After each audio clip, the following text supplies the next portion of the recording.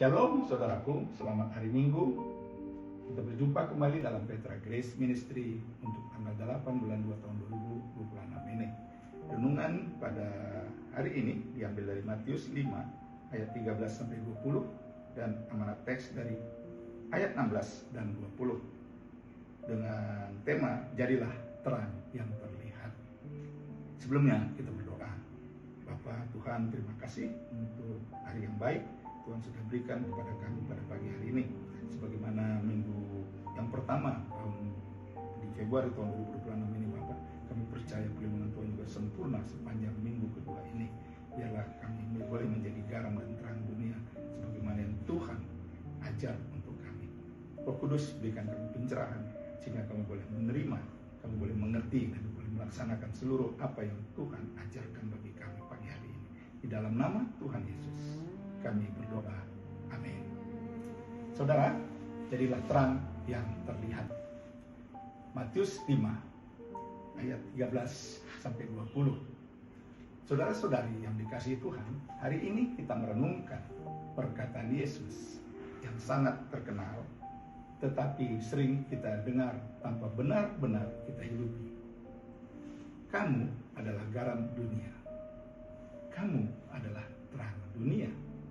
Yesus tidak berkata, kamu harus menjadi garam. Ia berkata, kamu adalah garam.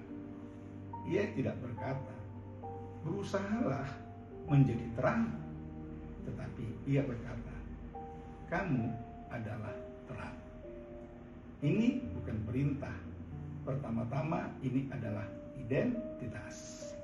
Jika kita percaya kepada Kristus, kita telah dipanggil untuk memberi rasa di dunia ini yang hambar dan memberi terang di dunia yang gelap ini. Saudaraku, dunia tempat kita hidup hari ini penuh kebingungan, penuh tekanan, penuh kepalsuan dan keputusasaan.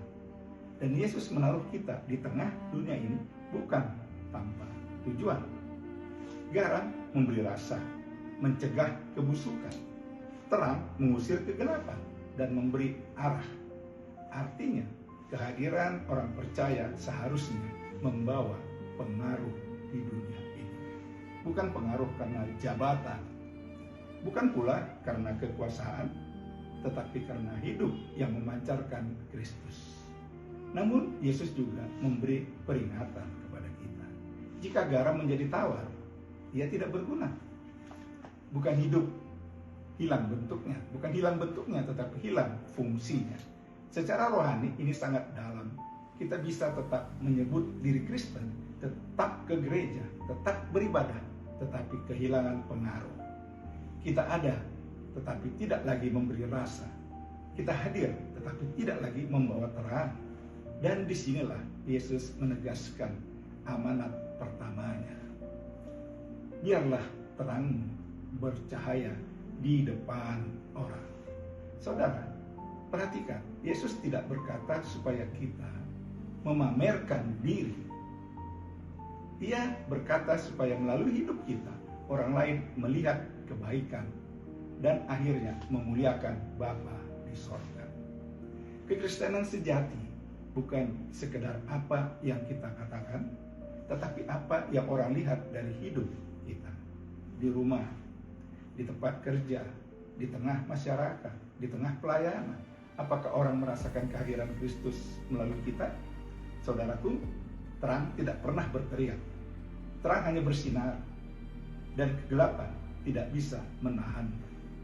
Kadang kita berpikir, saya ini orang biasa Tuhan. Saya tidak punya mimbar. Saya tidak punya pengaruh besar di dunia ini. Tetapi Yesus tidak berkata, terang harus besar. Ia hanya berkata, terang harus menyala. Satu lampu kecil di ruangan gelap tetap mengubah suasana. Satu hidup yang jujur di tengah dunia yang penuh kompromi tetap membawa perbedaan. Lalu Yesus membawa kita lebih dalam lagi pada amanat yang kedua, ayat 20. Jika hidup keagamaanmu tidak lebih benar daripada ahli Taurat dan orang-orang Farisi, kamu tidak akan masuk kerajaan surga. Ini perkataan yang mengejutkan, saudara. Orang Farisi sangat religius. Mereka rajin berdoa, berpuasa, dan mempelajari firman. Tetapi Yesus berkata, kebenaran mereka belum cukup. Mengapa, saudara? Karena kebenaran mereka hanya di luar, tidak sampai ke hati. Yesus tidak mencari kesalehan yang hanya terlihat. Ia mencari hati yang diubahkan, saudara. Kebenaran yang melampaui bukan berarti lebih banyak aturan, tetapi lebih dalam relasi dengan Allah.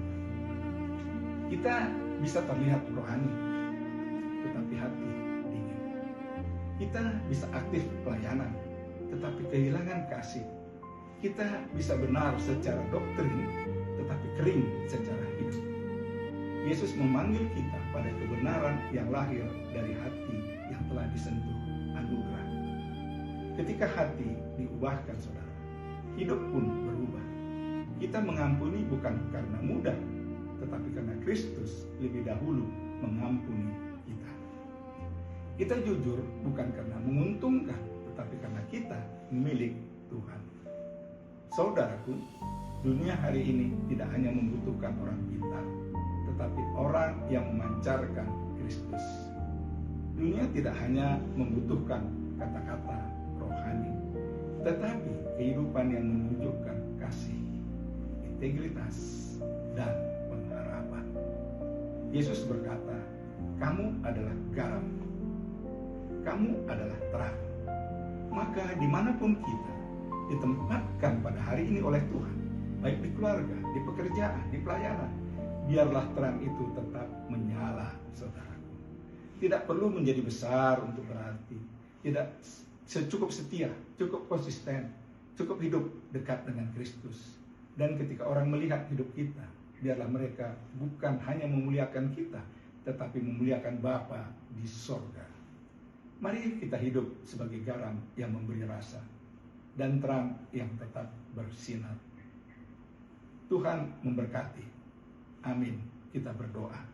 Bapa, terima kasih untuk firman-Mu. Ajar kami Roh Kudus untuk boleh tetap mengikuti pengajaran dari Tuhan. Kami boleh menjadi garam, kami boleh menjadi terang.